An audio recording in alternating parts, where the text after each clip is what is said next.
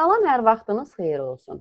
Bugün biz sizlə kurikulum nədir, ümumiyyətlə kurikulumu niyə keçirik, kurikulum bizə nə verir, nə deməkdir və onun hansı prinsipləri var, bu prinsipləri necə reallaşdırmalıyıq. Kurikulum hərfi mənası yol istiqamət deməkdir, özü isə təhsil proqramıdır. Kurikulum sözü hərfi mənada yol istiqamət olduğu kimi, proqram olaraq da bizə yol və istiqamət göstərir. Müasir təlimi necə qurmalıyıq? Müasir təlimdə hansı strategiyalardan, hansı metodikadan istifadə eləməliyik, onu deyir bizə. Kurikulum Azərbaycana 1999-cu ildən gətirilibdir. 1999-cu ildən gətirilib Azərbaycana, ancaq tətbiqə isə 2008-ci ildən başlanılıb. Çünki 9 il müddətində onun üzərində müəyyən işlər gedilib, mentalitetə uyğunlaşdırılıb, sonra isə tətbiq olunmağa başlayıb. Ümumiyyətlə, gəlin görək, kurikulum təhsil proqramı olaraq bizə təhsilin hansı istiqamətlərini göstərir. Kurikulum təhsil proqramı olaraq bizə deyir ki, yəni bizə verdiyi əsas məqsəd, məna bundan ibarətdir ki, kurikulum təhsilin məzmunu, təşkili və qiymətləndirilməsi ilə bağlı konseptual sənəddir. Nə deməkdir məzmun? Yəni bizə verilmiş mövzudan söhbət gedir. Tutaq ki, mənə bugün verilib Manna dövləti. Həmin mövzu mənim məzmunumdur. Təşkil isə mən o mövzunu necə təşkil edəcəm? Həmin mövzunu şagirdlərimə necə mənimsədəcəm? Dərsi hansı formada quracam? Hansı strategiyalardan istifadə edəcəm? Söhbət bundan gedir. Qiymətləndirmə isə adından da bəllidir. Dərs müddətində şagirdin əldə etdiyi nailiyyətləri necə qiymətləndirəcəm? Bax, kurikulum bizə bunu öyrədir. Yəni, təhsilin məzmunu, ondan sonra qiymətləndirilməsi və təşkili ilə bağlı konseptual sənəddir. Bəs konseptual nə deməkdir? Konseptual sözünün hərfi mənası daim yenilənən deməkdir. Daim yenilənən deməkdir. Çünki kurikuluma hər 5 ildən bir dəyişiklik edilə bilər. Hər 5 ildən bir dəyişiklik edilə bilər. Son dəyişiklik 2023-cü ildə edilibdir. Bir də gözlənir 2028-ci ildə edilən dəyişiklik. Biz hər il deyirik, biz təlimçilər dərs keçdikcə filan şey dəyişib, həmən şey dəyişib, məsələn, inteqrasiya dəyişib. Əslində bu dəyişikliklər 2023-də olubdur. Çünki 5 ildən bir dəyişikliklər edilə bilər. Məsələ, konseptual sözünün mənası da dəyişikliyin edilməsi deməkdir. Yəni, daim yenilənən deməkdir. Amma bizə zaman-zaman, bir müddət sonra gəlir bu yeniliklər çatır. Ona görə də hər il bir yenilikdən biz nə edirik? Danışırıq. Kurikulumun 6 prinsipi var. Prinsip, yəni ki, bizim əməl etməli olduğumuz məsələlərdir. Yəni, kurikulumun 6 prinsipi var ki, biz bu prinsiplərə bir mənalı şəkildə əməl eləməliyik. Birincisi, şagird yönümlülükdür. Nədir şagird yönümlülük? Yəni, şagird mərkəzli dərsin qurulmasından söhbət gedir. Burada biz şagirdin marağını və tələbatını nə etməliyik? Nəzərə almalıyıq. Tutaq ki, mən dərsimi qrup şəklində qurmuşam, yəni bir gün qabaqdan gündəlik planlaşdırma hazırlamışam və qrup şəklində dərs qurmuşam. Girirəm sinifə, sinifdə şagirdlərim deyir ki, müəllimə, olarmı ki, bugün biz cütlərlə keçək? Bəli, mən şagirdin marağını nəzərə alıram. Əgər mənim mövzum buna uyğundursa, dərsi nə edirəm? Cütlərlə keçirəm. Bu olacaq şagird yönümlülüyü prinsipinin nəzərə alınması. Bir də deyir ki, şagirdlərin istedad və potensialı nəzərə alınmalıdır. Yəni ki, mənim şagirdimin potensialı nə dərəcədirsə, mən ona o dərəcədə dərs verməliyəm. Məsələn, olur ki, sinifimizdə uşaqlar həmişə eyni səviyyədə olmur, düzdür? Olur ki, sinifimizdə bir qədər fərqli potensiala malik uşaqlar olur. Tutaq ki, mən uşağa tapşırıq vermişəm, esse yazmağı tapşırmışam, şagirdim esseni yazmayıb. Esse əvəzinə həmin mövzunu musiqi şəklində mənə təqdim edir. Yəni, istedadı bu sahəyədir, bunadır. Mən o istedadı nə etməməliyəm? Öldürməməliyəm. O istedadı əksinə, ona uyğun tapşırıqlar verməklə daha da nə etməliyəm? İnkişaf etdirməliyəm. Ümumiyyətlə, biz belə bir psixologiyamız var ki, adətən zəif tərəflərimizi gücləndirməyə çalışırıq. Amma əslində belə olmamalıdır. Əslində, biz şagirdlərimizin güclü tərəflərini inkişaf etdirməliyik. Mənim bir şagirdim var idi, o xüsusi istedadı var idi. Bütün dövlətlərin xəritələrini çəkirdi. Hətta o xəritələrdə dövlətlərin şəhərlərini, həmin şəhərlərdə yerləşən abidələri yazırdı. Ona mən başqa mövzu verməyimə baxmayaraq, hər dərs o uşaq xəritə çəkib gətirirdi və mən onu çox yüksək qiymətləndirirdim. Hətta ona bir qədər fərqli xəritə tapşırıqları da verirdim ki, o potensial neynəsin? İnkişaf eləsin. Biz şagirdlərimizin istedad və potensialını mütləq nəzərə almalıyıq. Bir də burada söhbət bilirsiniz nədən gedir? Deyir ki, müəllim diferensial dərs qurmalıdır.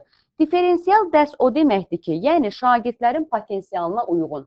Mən əgər girib sinifə eyni çətin tapşırığı bütün sinifə verirəmsə, deməli diferensial dərs qurmuram. Potensialı nəzərə almıram. Diferensial dərs o zaman qurulmuş olur ki, mən şagirdlərə çətin, asan, yəni potensialı zəif uşaqlara asan tapşırıqlar, potensialı güclü uşaqlara isə çətin tapşırıqlar vermək. Və yaxud da deyir, müəllim qrup işi təşkil edibdir. Əli dərsə 10 dəqiqə gecikdiyinə görə müəllim ona fərdi iş verdi. Müəllim hansı prinsipi pozdu? Şagird yönümlülüyü pozdu. Niyə? Çünki mən şagird yönümlü olmadım. Şagirdlərə bərabər imkan yaratmadım. Şagird yönümlülük həm də şagirdlərə bərabərlik, ədalətli yanaşmadan da söhbət gedir. Növbəti deməli bizim prinsipimiz olacaq şəxsiyyət yönümlülük prinsipi. Şəxsiyyət yönümlülük prinsipi müəllimlər iki istiqamətdə olur. Birinci istiqamət şagirdlərin idrakı, ünsiyyəti, bir də psixomotor bacarıqlarını inkişaf elətdirmək. İdrak, ünsiyyət, bir də psixomotor bacarıqların. Gəlin birinci istiqamətdən danışaq, sonra keçək ikinci istiqamətə. İdrak nədir? Yəni şagirdin əqlini inkişaf elətdirirəm, təfəkkürünü, beynini inkişaf elətdirirəm. Ünsiyyət nədir? Yəni şagirdin sosial bacarıqlarını. Psixomotor isə şagirdin hərəki bacarıqları deməkdir. Və təsəvvür edin ki, sinifimizdə Əli adında bir şagirdimiz var. Çox savadlı uşaqdır. Yəni idraki %100 inkişaf edir. Amma ünsiyyət bacarığı yoxdur. Axı mən şəxsiyyət yetişdirməliyəm. Ümumiyyətlə şəxsiyyət yönümlülüyü bəzən yanlış anlayırıq. Biz elə bilirik ki, şagirdə şəxsiyyət kimi yanaşmaqdan söhbət gedir. Məsələn, mən çox olur ki, müdavinlərə sual verirəm ki, deyirəm ki, müəllim şagirdi təhqir elədi. Hansı prinsipi pozdu? Deyirlər şəxsiyyət yönümlülük. Xeyr, bu şəxsiyyət kimi yanaşmaqdan söhbət getmir. Müəllim şagirdi təhqir eləyibsə, şagird yönümlülüyü pozubdur. Şəxsiyyət yönümlülük şagirdi şəxsiyyət kimi yetişdirməkdən söhbət gedir. Şagirdin ünsiyyət bacarığı da, idrak bacarığı da, psixomotor bacarığı da üçü bir arada olmalıdır. Həm idraki inkişaf eləməlidir, yəni təfəkkürü. Həm psixomotor, yəni hərəkəti bacarıq, hərəki bacarığı olmalıdır. Yəni fiziki hərəkət eləməyi bacarmalıdır. Həm də ünsiyyət bacarığı olmalıdır. Yəni şagirdim həm tarixdən biliyi olmalıdır, həm o biliyi ünsiyyəti vasitəsilə ötürə, qəbul eləyə, izah eləyə bilməlidir. Həm də hərəki bacarıqlarla müəyyən jestlərdən, mimikalardan istifadə eləməlidir. Və təsəvvür edin ki, bir şagirdiniz var. O şagirdinizə Hitlerlə bağlı bir araşdırma vermişsiniz. Və sonra da nəticə olaraq şagirdiniz gəlir, həmin araşdırmanı neyir? Təqdim eləyir. Və təqdim eləyəndə onun idraki çox yaxşıdır. Yəni, qəşəng məlumatlar seçib yığıbdır. Ünsiyyət də çox yaxşıdır. Yəni, fikrini ifadə eləyə bilir. Amma şagirdin psixomotor bacarığı yoxdur. Şagird durub tərpənmədən robot kimi təqdimat eləyir. Burada şəxsiyyət, artıq şəxsiyyətdən danışmaq bir qədər düzgün olmaz. Çünki şəxsiyyət o deməkdir ki, həm onun idraki var, həm ünsiyyəti var, həm də hərəki bacarıqları var. Və yaxud da bir nümunə deyim. Deyirəm ki, Əli müəllim idman müəllimidir. Şagirdlərə hündürə tullanma qaydalarını öyrətdi. Tamam, qaydaları öyrədib, şagirdin idraki təfəkkürü yerindədir ki, bu qaydaları öyrənib, düzdür. Və bu qaydaları şagirdlər danışa da bilirlər, izah da eləyə bilirlər. Deməli, ünsiyyət də yerindədir. Amma şagirdə deyir ki, uşaqlardan birinə deyir ki, gəl uzunluğa, hündürünə tullan. Uşaq bunu bilir, qaydasını da bilir, danışır, izah edir, amma eləyə bilmir. Uşaqda hansı bacarıq yoxdur? Ünsiyyət bacarığı var, idrak bacarığı var, psixomotor bacarıq yoxdur. Yenə də şagirdin şəxsiyyət kimi formalaşması nədir? Sual altındadır. Və yaxud da başqa bir nümunə deyə bilərəm. Deyirəm ki, mənim şagirdim ünsiyyəti çox yaxşıdır. Burada ünsiyyətdə nığını buraxmışam, üzrü hesab edin, texniki səhvdir. Ünsiyyəti çox yaxşıdır, çox gözəl münasibət qurur, fikrini ifadə eləməyi bacarır. Amma təfəkkürü zəifdir. İnformasiyanı ümumiləşdirə bilmir, informasiyanı qruplaşdıra bilmir, informasiyanı emal eləyə bilmir, ayrı eləyə bilmir, fərqləndirə bilmir. Nə olsun ki, sosial uşaqdır, münasibət hər şey qaydasındadır. Amma təfəkkürü zəif olduğuna görə burada şəxsiyyət yönümlülük prinsipində biz pozulma görürük. Bir də şəxsiyyət yönümlülük prinsipi müəllimlər, bir də iki istiqamət demişdik. Milli və bəşəri dəyərləri formalaşdırmaq da şəxsiyyət yönümlülük prinsipi sayılır. Milli və bəşəri dəyərlər. Şagirdin əgər milli və bəşəri dəyəri yoxdursa, onun şəxsiyyət kimi formalaşması mümkün olan bir məsələ deyil. Gəlin görək, milli və bəşəri dəyərlər nə deməkdir? Milli dəyər bizim milli mentalitetimiz, mədəniyyət abidələrimiz, tarixi abidələrimiz, bayramımız, tarixlərimiz, dövlət atributlarımız, yəni himnimiz, gerbimiz, bayrağımız, adət-ənənələrimiz, şəxsiyyətlərimiz, fərqi yoxdur, tarixi şəxsiyyətdir, ədəbi şəxsiyyətdir, milli qəhrəmanlarımız, şəhidlərimiz, milli dəyərlərimiz sayılır. Bayramlarımız da buna aiddir, eyni zamanda matəmlərimiz də buna aiddir. Məsələn, 20 yanvar faciəsi deyək, Xocalı faciəsi deyək. Bunlar hamısı bizim milli və bəşəri dəyərlərimizdir. Bizim dövlətimizin müdafiəsi üçün apardığımız müharibələr, hamısı bizim milli dəyərimizdir.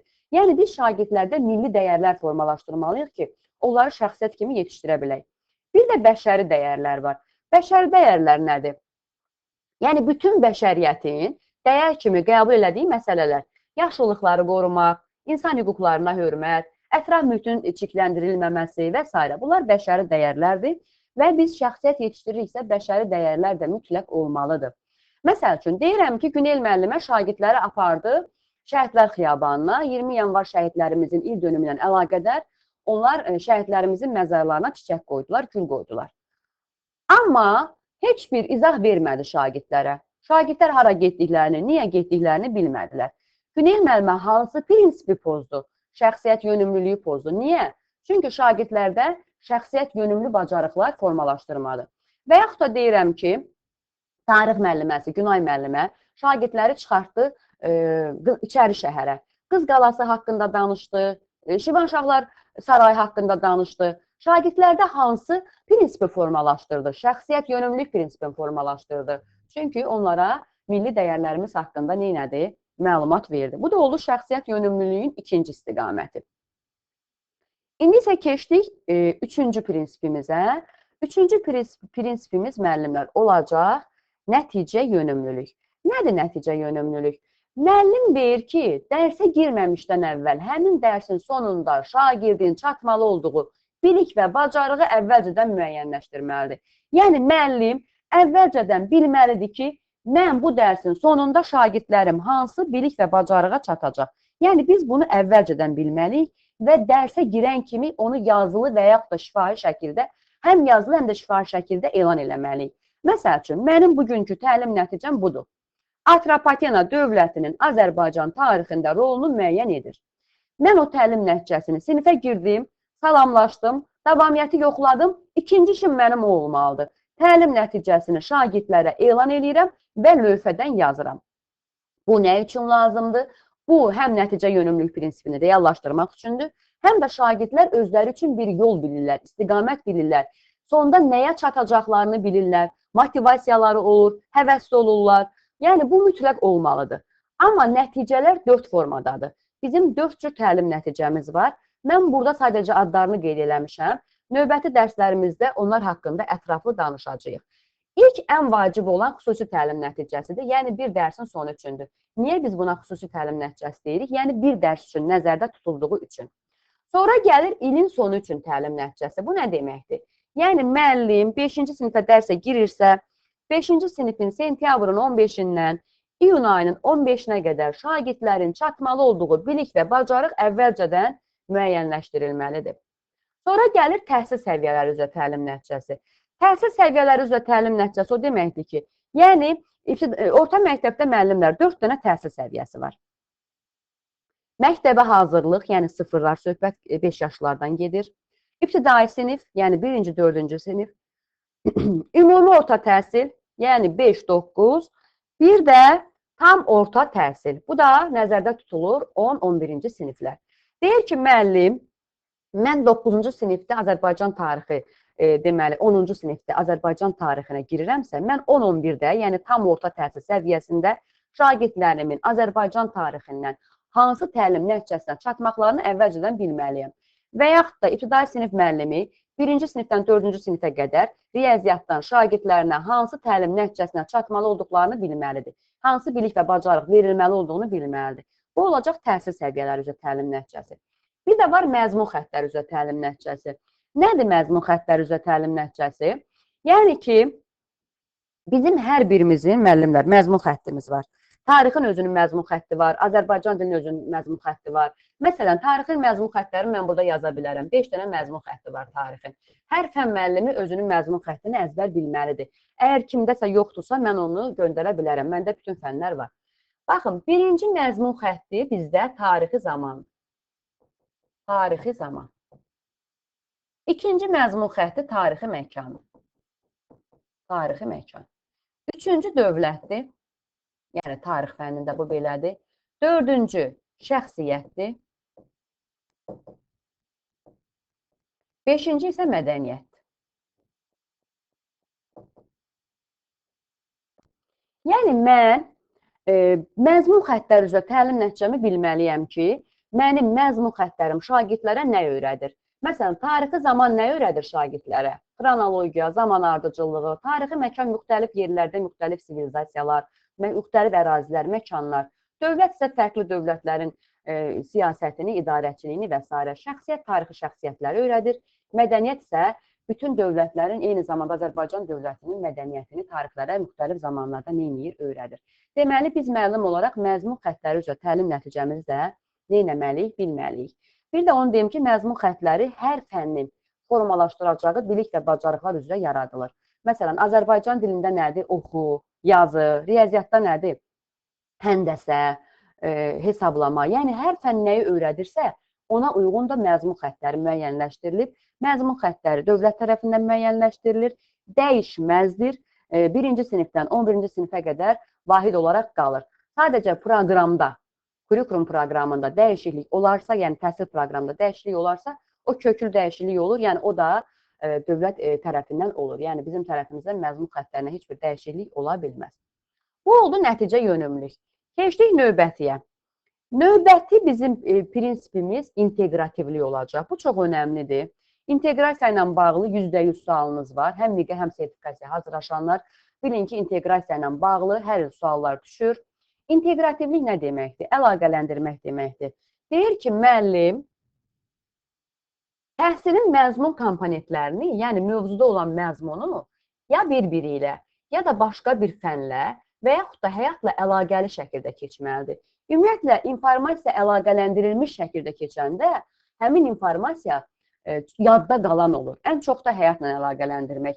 Həyatla əlaqələndirmək ən yüksək inteqrasiya hesab olunur. Müəllim dərs keçəndə həm fənnin daxilində, həm başqa bir fənlə, həm də həyatla inteqrasiya eləməlidir. İnteqrasiyanın 3 növü var. Bugünkü dərsdə bir qədər məlumat verəcəm, amma mən bunu növbəti dərslərdə inteqrasiya ayrıca bir mövzu ayıracağıq. İnteqrasiyanın 3 növü var. Fən daxili, fənlər arası, bir də fənn üstü. Gəlin birinci fən daxildən danışaq. Fən daxili adından bəllidir, yəni bir fənnin daxilində. Amma bunun 2 növü var. Üfüqi, bir də şaquli. Üfüqi nədir, şaquli nədir? Üfüqi bir sinifin daxilindədir. Baxın, bir dənə düz xətt çəkirəm. 8-ci sinif yazıram bura. 8-ci sinifin, bax, bu üfüq xəttidir. Üfüq xətti necə olur? Xəyalı xəttidir. Sanki yerlə göyün birləşməsidir, dümdüz olur. Soldan sağa dümdüz olur. Üfüqi inteqrasiyada müəllim sentyabr ayında hansısa bir mövzu keçib, gəlir may ayında da o mövzuya yaxın bir mövzu keçəndə inteqrasiya edir. Buna deyirik üfüqi inteqrasiya. Üfüqi inteqrasiya bir sinifin daxilindədir. Yəni 8-ci sinifin daxilindən çıxa bilmərəm. Bir sinifin daxilində olur inteqrasiya. Şaquli isə bir fənnin müxtəlif siniflər arasında olan inteqrasiyasıdır. Baxın, bu nədir? Şaquli xətti. Mən 8-ci sinifdə dərs keçəndə düşürəm 6-cı sinifdə keçdiyim mövzuya. Bu olacaq şaquli inteqrasiya. Yəni, müxtəlif siniflər arasında, amma eyni fəndən söhbət gedir. Yəni, fən daxildən danışırıqsa, burada eyni fəndən söhbət gedir. Gəldik fənlər arası inteqrasiyaya. Fənlər arası inteqrasiyada adından bəllidir də, 2 və daha artıq fənnin əlaqələndirilməsidir. Məsələn, tarix fənninin ədəbiyyatdan əlaqələndirilməsi. Deyirəm, tarix müəllimi İskəndər mövzusunu keçəndə, Makedoniyalı İskəndər, Nizaminin İskəndərnamə əsərinə əlaqələndirdi. Tarix müəllimi hansı inteqrasiyanı reallaşdırdı? Fənlər arası inteqrasiyanı. Və yaxud da deyirəm ki, riyaziyyat müəllimi şagirdlərə riyaziyyat dərsini keçəndə informatika ilə əlaqələndirdi. Yəni, adətən yaxın fənlər əlaqələndirilir, amma bəzən olur ki, məsələn, tarix dəqiq fən deyil, amma mən tarixi riyaziyyatı inteqrasiya eləyirəm, xronologiya eləyirik, hesablamalar aparırıq və yaxud da ki, tutaq ki, hansısa platforma üzərindən PowerPoint proqramında bir slayd hazırlayırıq, informatikaya gedirik. Yəni, hər fən arasında, indi müasir təlimdə hər fən arasında əlaqələndirmə aparmaq olar. Ən yaxşı inteqrasiya həyatla olan inteqrasiyadır. Buna deyəcəyik fənn üstü inteqrasiya. Fənn üstü inteqrasiya ümumiyyətlə çox önəmlidir, həyatla əlaqələndirilməlidir. Yəni, müəllim keçdiklərini mütləq şagirdin həyatı ilə əlaqəli şəkildə keçməlidir. Yəni, həyatda baş verən hadisələrə inteqrasiya eləməlidir. Amma xəyalən yox, realda. Deyir ki, şagirdin təlimdə öyrəndiyi bilik və bacarıq, yəni dərs vaxtı öyrəndiyi bilik və bacarıq, həyatda tətbiq olunanda olur fənn-üstü inteqrasiya. Həyatda tətbiq olunanda, xəyalən gedəndə yox. Məsələn, deyirəm ki, şagird babasının orqanizminə uyğun qidalanma proqramı hazırlayır. Bu nə oldu? Şagird babasının orqanizminə uyğun getdi evdə soruşdu, qidalanma proqramı hazırladı, gətirdi. Fənn-üstü inteqrasiyadır. Müəllim uşaqları aparır, əyani şəkildə yolu keçirirlər. Yol hərəkət qaydalarını başa salır. Nə oldu? Fənn-üstü inteqrasiya. Şagirdlər məktəbin həyətyanı sahəsində bostan bitkiləri yetişdirirlər. Nə oldu? Fənn-üstü inteqrasiya. Layihələr həmişə fənn-üstü inteqrasiya olur, amma reallaşdıranda. Görürsünüz, burada yazmışam. Layihə hər zaman fənn-üstü inteqrasiyadır, amma həyata keçiriləndə, yəni əgər layihə sadəcə tapşırıqdırsa, sözlədirsə, bu zaman fənn-üstü inteqrasiya olmaz. Bir də burada qeydlərim var. Bu qeyd çox önəmlidir, yadda saxlamaq. Bu qeyddə yazmışam ki, sinifdən xəyalən çıxmaq fənn-üstü inteqrasiya sayılmaz. Məsələn, uşaqlara deyirəm ki, təsəvvür eləyin ki, siz Qarabağa qayıdış layihəsinin üzvüsünüz. Bu zaman hansı rayon sizdə daha yaxşıdır? Hansı şəhərimiz Qarabağdan qayıdan sizdə daha fərqli təəssürat yaradar? Bu təsəvvürdür. Xəyalən getdik biz Şuşaya, xəyalən getdik Xankəndiyə, xəyalən getdik Kəlbəcərə. Yəni, biz real getmədik. Ona görə də fənn-üstü inteqrasiya olmaz. Ona görə də deyir, sinifdən xəyalən çıxmaq fənn-üstü inteqrasiya sayılmır. Bir də burada yadda saxla var.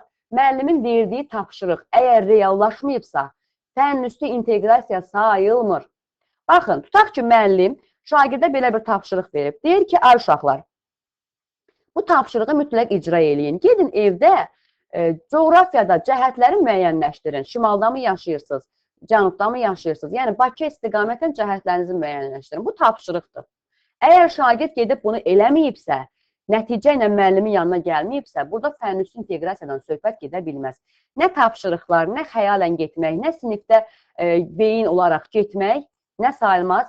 Fənn-üstü inteqrasiya sayılmaz. Fənn-üstü inteqrasiya o zaman olur ki, o mütləq reallaşsın. Bir də burada sizə bir məsələni də deyim. Təcrübələr fənn-üstü inteqrasiya sayılmır. Təcrübələr neynəmir? Fənn-üstü inteqrasiya sayılmır.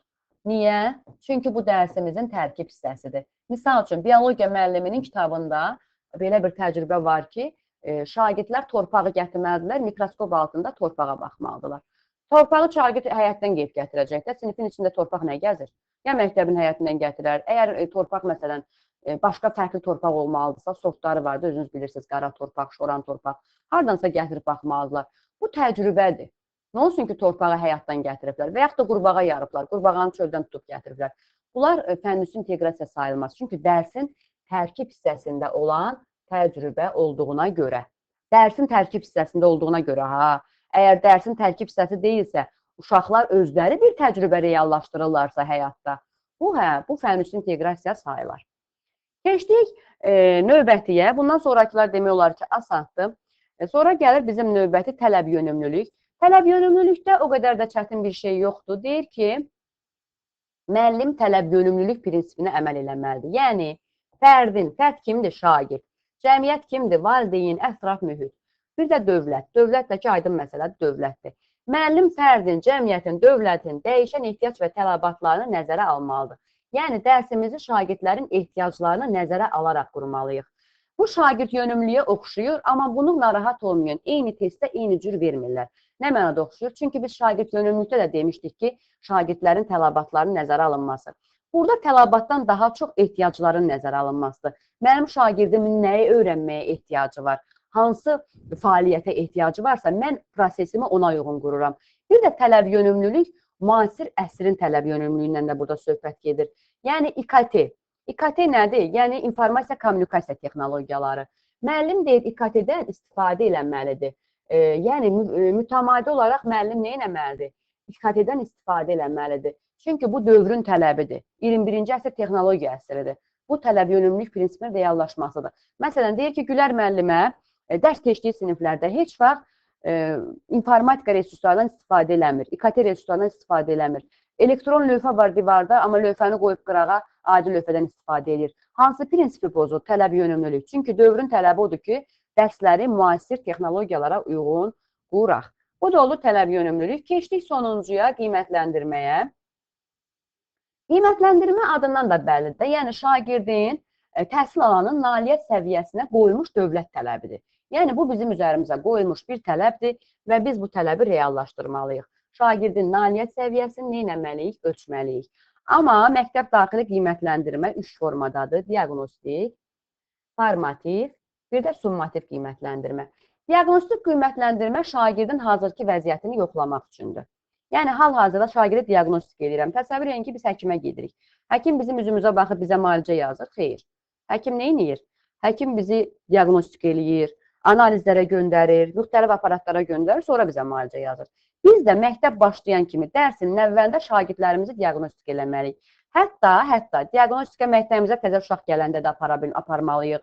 Özümüz təzə ilin ortasında, tutaq ki, bir sinifdə ilin ortasında bizə dərs verilir. O sinifdə mütləq diaqnostika aparmalıyıq. Əslində biz bunu həmişə eləmişik. Ənənəvidə də eləmişik. Girmişik sinifi sual cavab eləmişik ki, sinifin bazasını bilək, düzdür? Elə bu da diaqnostikadır. Sadəcə adı rəsmi olaraq diaqnostik qiymətləndirmə deyildir. Diaqnostik qiymətləndirmə şagirdin hazırki vəziyyətini yoxluyuruq və iş planımızı nə edirik? Həmin hazırki vəziyyətə uyğun qururuq ki, görüm şagirdlərimin vəziyyəti nə yerdədir, nəyi bilirlər, nəyi bilmirlər və mən ona uyğun illik planlaşmamı nə edirəm? Dəyişirəm. Tutaq ki, görürəm ki, diaqnostikaya görə görürəm ki, bu 9A sinifində potensial o qədər də güclü deyil. Mən başlayıram orada verilən mövzuları hissə-hissə keçirəm. Məsələn, təkrar mövzulardan sıxışdırıram, hissə-hissə keçirəm. Deyir ki, müəllim illik planlaşmasına dəyişiklik etsə bilər. Amma bir şərtlə, verilmiş heç bir mövzu ixtisara getməmək şərti ilə.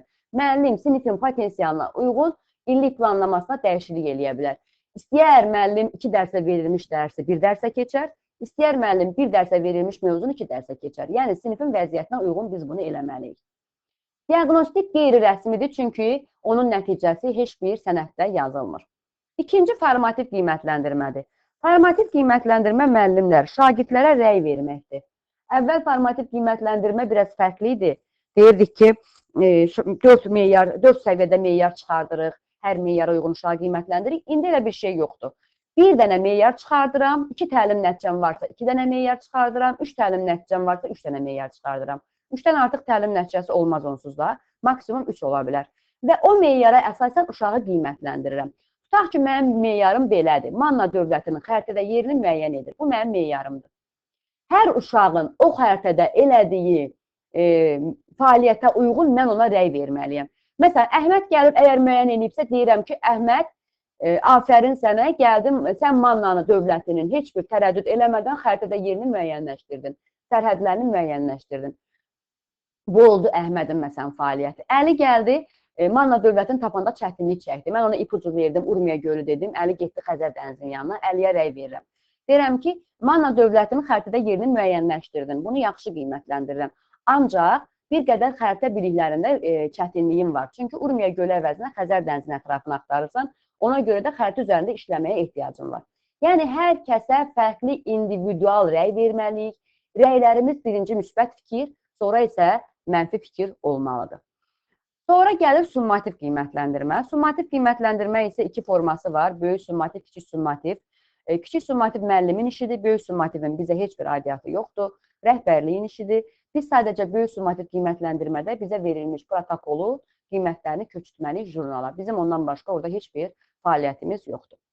Kiçik summativlə böyük summativ də il ərzində keçirilir. Birinci bir yarım ildə 3 dəfədən az olmayaraq, 6 dəfədən çox olmayaraq kiçik summativ keçirtməliyik. 4 həftədən tez olmadan, 6 həftədən gec olmadan kiçik summativləri keçirtməliyik. Summativ qiymətlə, ümumiyyətlə qiymətləndirmə haqqında çox geniş danışacağıq. Onu qiymətləndirmə mövzusuna saxlayaq. Bu qədər, bu da oldu bizə nə? Kurikulumun prinsipləri. Çox təəssüf ki, dünənləri mən dərsi izah eləmişəm və dərsimizdə səs yoxdur. Buna görə də hər birinizdən çox-çox üzr istəyirəm. Çünki mənə zəng gəlib, adətən zəng gəlir, amma belə problem yaşamıram. Mən həmişə ilk dərslərimdə problem yaşayıram, bu da belə oldu. Amma yenidən sizin üçün video çəkdim. Diqqətinizə görə hər birinizə təşəkkür edirəm. Ümid edirəm ki, videomu bəyənəcəksiniz və bu texniki nasazlığı üzrlü hesab eləyəcəksiniz.